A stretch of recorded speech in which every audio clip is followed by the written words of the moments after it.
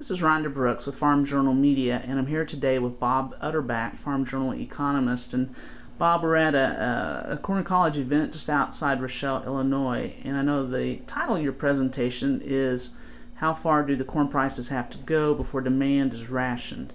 Tell us a little bit about what are some of the things you're wanting to communicate. Well, we are now in the last part of August. We've gone through one of the worst droughts for all of us in our history.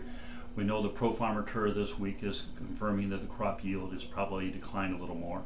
So I would say between now and the September supply demand report, second week of September, the market is going to have most of the supply bullishness factored into the market. We will know the crop yield is low.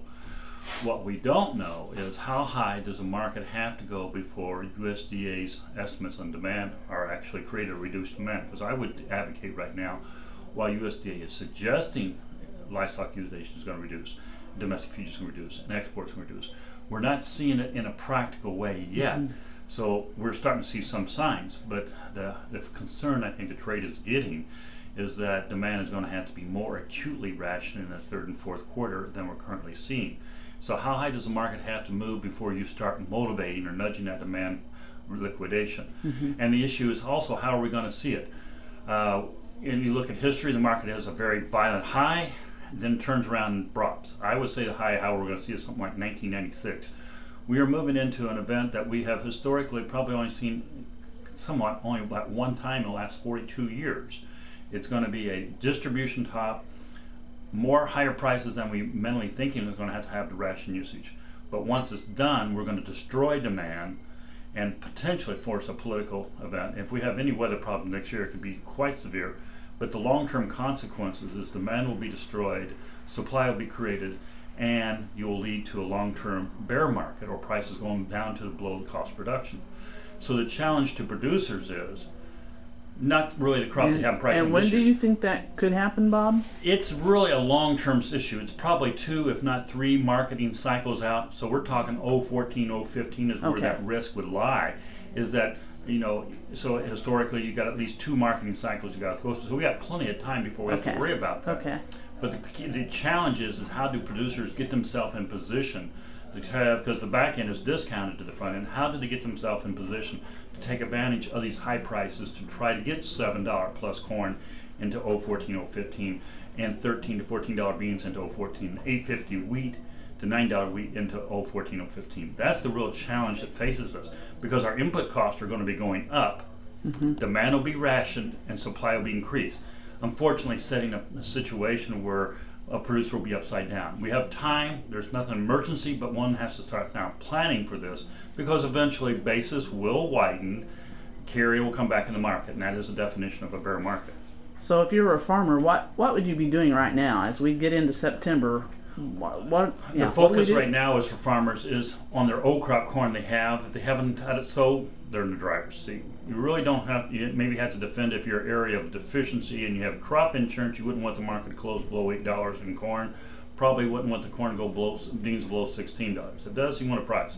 Right now, I think you need, between now and December, be focusing on pricing the flat price out. I'd say above $9 in corn, above $18.5 or $19 in beans, flat it out and wait for the basis to narrow sometime next spring. I want to be long the basis until next spring. The real challenge I think you really need to start thinking about is pricing of the 013 or 14 crop between now and next summer. How do you want to proceed on it? I would say, because of the challenges we're facing, I'm very unexcited about selling it basis of cash, because we learned this year, the guys that sold cash lost over $3 a bushel. And if you didn't have the cash like guys in Ohio and Illinois that sold cash and don't have the corn, they got to roll into 013 to meet the contract. There's some guys that have over $4 loss, and they got corn sold below $4 out there. So selling cash with this uncertainty is, for 013 is difficult. Selling futures, I think, is extremely difficult because of the cash flow exposure. So I think there's only one tool that really gives the ability, which is the use of options. And which technique, and there's, based on the client, but I would be wanting to buy in the money puts in the defers, so I can pre-buy my margin call and know exactly where I'm at, but it has close to values of futures instrument. It's not a cheap process, it's very expensive, but you are locking in 7 to 7.25 September 2013 corn with a $5 cost of production. You're over 35% return on investment for most operations.